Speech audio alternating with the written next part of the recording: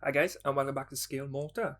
So today we're going to be jumping into another build. We're going to be starting off the Foose, the Revell 125th Foose truck. You would have seen a little picture at the beginning of a taste of what's to come. Yeah, we've this this is something I've been wanting to build for a while. I've had it in stash for a little bit, and because we knew quite a few people had it, Paul over at ISM decided it was going to be a Christmas group build, and the uptake was insane. So many people joined in. There's been so many builds completed already, and you've got till February to go. So if you want to join in and you have this kit, come over to International Scale Modeler on Facebook and join in. They do group builds throughout the year, and it is quite fun to be part of a group build, and just to see the work that some people do is it's inspiring, and it's excellent, and it's great to be part of. So yeah, that's what this video is. It's the start of that Foose. You would have seen the paint job that's going to be on it in the previous video. So we're not going to go in depth with that paint job this time, just because you know the score. If you watched the previous video, if not, I'll leave a link. I'll pop a card up there somewhere, and I'll leave a link in the description, so you can pop back and have a look at that. But we're going to not gloss over it, pardon the pun. We're going to just go through it briefly in this video, because it's already really been done, and that gives me more room to focus on other bits like the body cleanup and just other bits. I'm doing this before I've actually edited the video, which is probably a silly thing to do, because what I'm saying now probably just doesn't relate to anything in the video, and it's not actually going to be the Foose build. I'm going to be building a Lego Star Destroyer or something. I don't even know what that is. But anyway, yeah. So we're just going to jump into the first part, and that's going to be mainly bodywork, priming, painting, yeah, all that kind of fun stuff. And the 2K, we're going to be using 2K. I'm going to go through what I've done to polish it too. So yeah, let's jump straight in. Cool. So we're back down at the bench now for another video build, and with this we're going to be starting off the Revell FD-100 Foose pickup truck. This is a group build. Done over it's a Christmas group build done over on International Scale Modeler, and there was a huge amount of people who decided to take part, so that is excellent. But anyway, the first thing we're going to be doing is I'm just using the back side of a blade, and I'm just scraping out the panel lines just to make those grooves a little deeper and get them a little bit more pronounced. This is an old blade. It's a little blunt, as you can tell. I'm hitting it with my fingers, and I'm wiping it on my hand. So yeah, if you're using a new blade, just be careful. I wouldn't suggest using a new blade for this, just in case you do slip. It's much easier to make deep gouges and cuts in the plastic. But yeah, once we've gone around all the kind of door seams and stuff, we're going to be working on removing the mold seams. Now, they are pretty nasty around the front end of this kit, but not too much of an issue to remove. We're just using the blade to remove the kind of bigger bits, and then we're just going to use the UMP sanding sticks to sand away any kind of residual bits. And when we are sanding, we're off camera for some daft reason. When we are sanding, with the sanding sponges, I like these because they kind of conform to the body shapes, so you have less chance of kind of deforming the part and messing it up to a point where it doesn't really look like it should. Now they do it's quite a big seam all along the kind of front corner there, and I believe, if I remember rightly, there was one going down the back of the cab, one on each side. But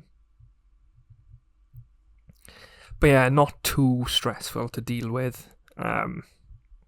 These UMP sanding sponges made very, very light work of our of our mould lines, mould seams.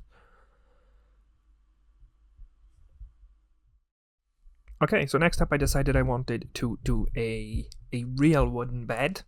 So I measured out the moulded in slats, and then I just used a piece of very, very thin balsa wood, which I had lying about, and then I used that to cut the slats. So I'm just offering up just to make sure they are the right size.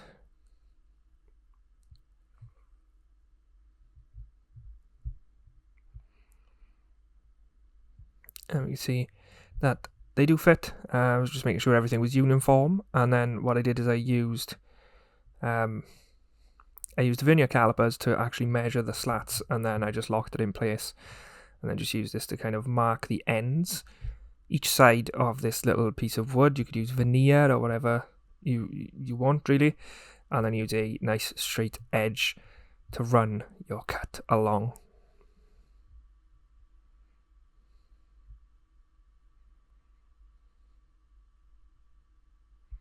Just lining it up with the two marks that I made, and push down nice and hard just so it doesn't slip out of the way.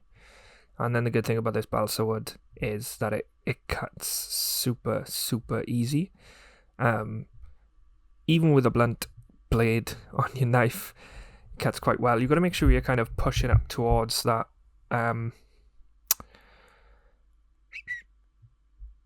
that straight edge you've got, because it can have a tendency to kind of go with the grain if you're not putting enough pressure on it, and that'll kind of give you some misshapen bits of wood. But yeah, what we done then is we just got a piece of sticky back plastic. This is sticky vinyl, the same stuff I used for the masks in the previous video, and just cut this to the right size just so I could set these out and get them out of the way and make sure they weren't lost. So I worked out that the kind of gaps in between each wooden slat were around the same thickness as this piece of balsa wood. So I just used a scrap piece as a spacer.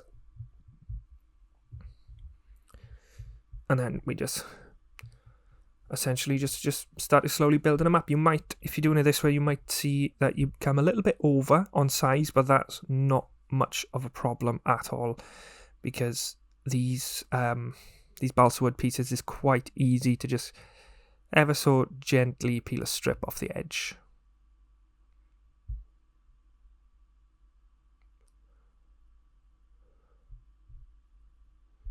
And there we go, we've got pretty much our whole bed done. I know that there are many different options for in between these slats. You could put actual metal, you could put guitar strings, you could put frets from a guitar is another idea that I had, because they are kind of metal runners in a truck generally. But in the end I decided I was going to design and 3D print something, so that'll show up in the next video. Now you can see we've got enough wood for our bed.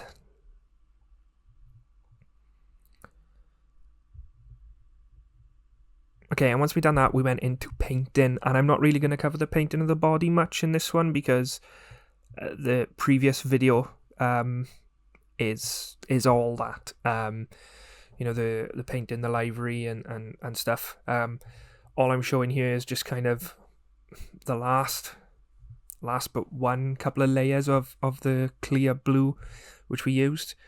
I thought I'd just leave a bit in the video just so I could talk about it and direct you to the previous video if you've not yet watched it. So after a bit of shameless self-promotion, we're just moving on to the next part, and this is 2K. And what we've done is we've got some fresh tissue down, and then we were using a pipette to wet the tissue to try and catch some dust, and it was about this point we realised that the pipette was going to take us about 3.5 days.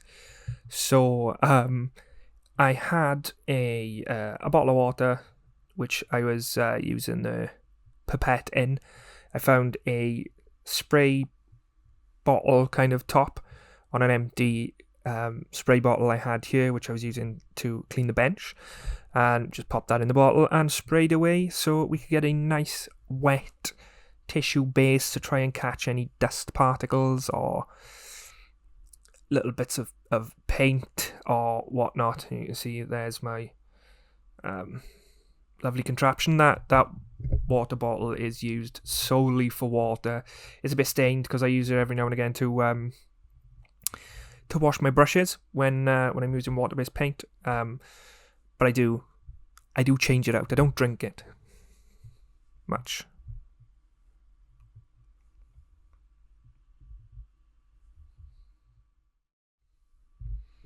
So we're going to be using the Gravity 3-part Gloss 2K. This is it's the only 2K I've used, but I have it on good authority that it is one of the best. A lot of people use it and a lot of people do an excellent job with it, and I was super pleased with the previous 2 or 3 2K jobs that I've done. 2. This would be the 3rd. It's super simple to mix. It tells you exactly how to on the box. But yeah, it's, like I said, super simple. It's 3 to 1 to 1. So I don't have it in front of me. I can't remember what I've done with it because I'm a bit of a male. Oh, it's right there. So yeah, let me just throw that across. We're looking here. So we're going 3 1 to 1. 3 parts gloss clear, 1 part activator, and 1 part thinner. We're going to use a fresh pipette for each part. Just because we don't want to contaminate, we don't want to mix anything up, we don't want to contaminate the bottles. So yeah, we're going to do that till we've got 10ml of clear. So we're using 6ml of gloss clear, 2ml of activator, 2ml of thinner, which will give us 10 milliliters of gloss clear, and this will be more than enough to do the model. I've seen people using like 30 to 40 milliliters on a model, and while you can, that's going to be way too thick. You don't need it that thick. So yeah, we're gonna come in with the first coat, and the first coat is going to be a thin tack coat. We're not looking for even coverage. What we're actually looking for is a kind of rough sandpapery feel, or to use a trademarked phrase by Mr. Croak over at the Dan Cave, we're looking for a kind of shiny, sticky pebble dash effect. And once we've got that over the whole model, we're going to come in then with our second coat, and this will be a little bit thicker.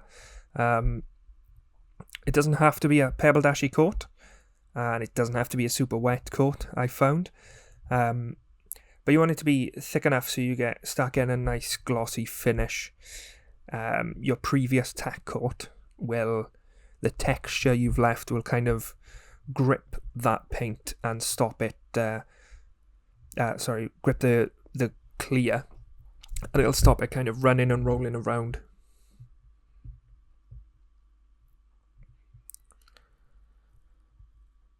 And looking at this, I am actually using the 0.2 needle. And it doesn't really make a difference, I have found, but I did prefer the finish I got with the 0.2 needle. I don't know if it does make a massive difference, but yeah, it did come out quite nicely. But yeah, like I said, second coat, we're just a little bit thicker and going around all the parts. You can see that it is quite a lot of 2K coming out of that brush. You can see it in the background, and honestly, I still finish with some left over. So yeah, 10ml is more than enough. And you can tell by how I'm just pretty much hosing it on now that this is our third and final coat. And what you want to do with your third coat is you want to get a nice glossy, glassy finish. And how it looks on that wet coat is how it's going to look when it dries. So you want to get it thick enough that there's no orange peel, and you want a nice smooth finish. Something you can do is leave it for about 2 minutes after you've done this coat, 2 to 5 minutes. Come back have a look and see if there are any areas of orange peel, and then you can quickly go over them with a little bit more 2K. And then you want to leave that for a long time to dry. I've found leaving it a week it'll be, you'll have no issues coming to sand it. It'll be hardened more than enough. The good thing is, that's why I'm starting to kind of do the bodywork at the beginning now, because that kind of week when I'm leaving it to dry, I can go into the other parts. As you can tell by looking at the background, all the other parts are done by this point, and I just needed to polish and put everything together. So just ignore the parts on the bench in the back. They haven't been done yet, let's pretend. So first off, I'm using a micro mesh sanding pad. I believe this is a 3000 grit, and this is just to get the big spots of dust and stuff out, because we did unfortunately have quite a bit of dust land on the model while painting, which is really annoying, but it's fine. So yeah, you don't have to go over absolutely every inch of the body. You just really need those kind of any parts where you may have left a bit of orange peel or any dust has settled while the paint was drying. I'm going to make sure it's nice and wet so it's lubricated. I like to dip it back in the water every now and again just to get any kind of residue off, and I like to use a tissue just to wipe off any dust which could clog up our sandpaper.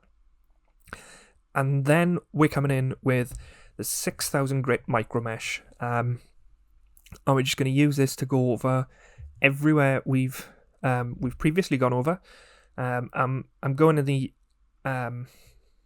alternate direction, so you can see previously I was going left to right, now I'm going up and down, and essentially all we're looking to do is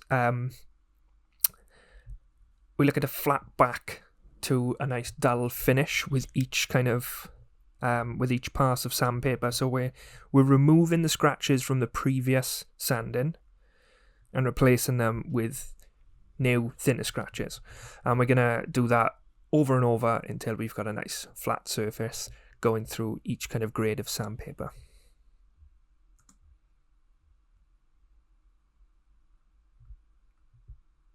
And you can see it's already starts. Sorry, 2 seconds. Let me put my teeth back in. You can see it's already starting to look nice and shiny. Now, by this point, we'd gone through the 6 and the 8000, and now we're moving on to our final step, which is the 12,000. And we're just going to be doing all that we've done so far, again, changing our directions, and we ended up back and forth again. But you can see how much this process has had an effect, and you can see the reflection of my lights. So we went over pretty much everything. I say pretty much everything. Anywhere that needed it, anywhere we needed to get rid of any dust spots or imperfections, and then making sure to wipe it periodically with our with our tissue paper just to get rid of any kind of dust and residue. But yeah, come back in, like I said, with the 12,000. This is going to be our final grip before any kind of polishing. But yeah, pay close attention to edges. You don't want to kind of if you sand too much of the edges, you can burn through the 2K. That's the benefit, I suppose, of using loads more. But if you're careful at this stage, you really don't need it. I'm not actually going that fast. I've actually sped the video up because otherwise we'd be here for days.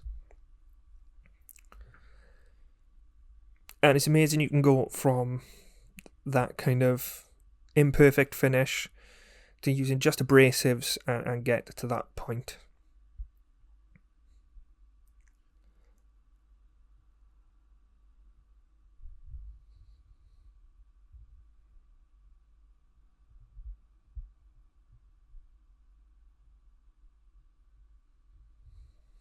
So, next up, we'd got all that polished off. I got pretty much everything else done, and I realised that, yeah, this part needs to be, the engine bay needs to be painted a nicer colour. The blue was a nice colour. It's just I didn't think that I could get it as nice as the outside. So my my next thought to get a nice finish was to just go at it with a semi-gloss black and just get a nice even finish. So all we're doing is we're just masking up now to make sure we don't get any paint where we don't want it. The good thing is with 2K, if you were to do this with like an acrylic paint or a water-based paint, then if you do get any overspray or anything like that, it is super duper easy to clean up. And even with a lacquer paint, as long as your 2K is set, then you're not really going to have much of an issue cleaning up any overspray.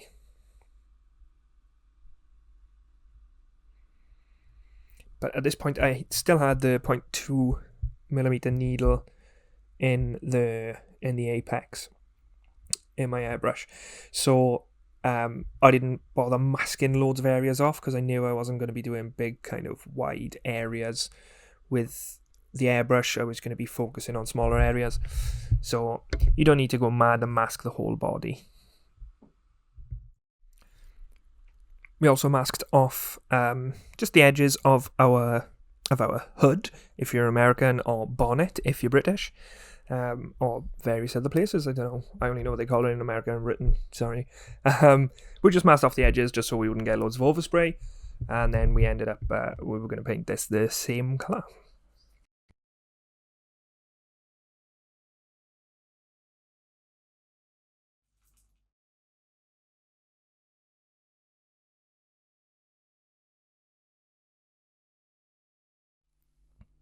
Okay, and to paint this up, we decided to use the Mr. Surface Fella 1500 Black, thinned with Mr. Leveling Thinner, about 70% thinner. As I normally say, start at 50 and work your way up until you get to that consistency that starts to spray nice. And like I said, we're using the this is actually a 0.35 needle, never mind. Okay. Using the 0.35 needle in the UMP Apex, and we're just going to slowly build it up until we've got that that coverage.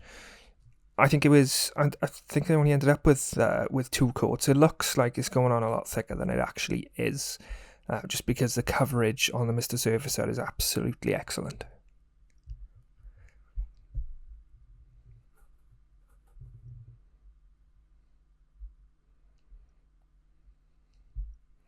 The same treatment was given to the engine bay.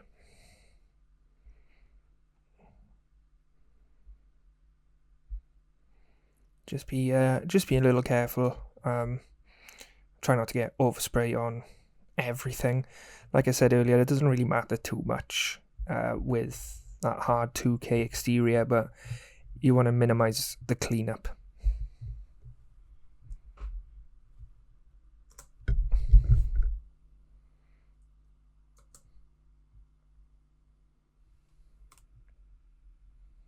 So there we have it, we're all polished up, and we've got the black down on the areas that need the black. There's more in depth in the previous video of how I come to that kind of finish.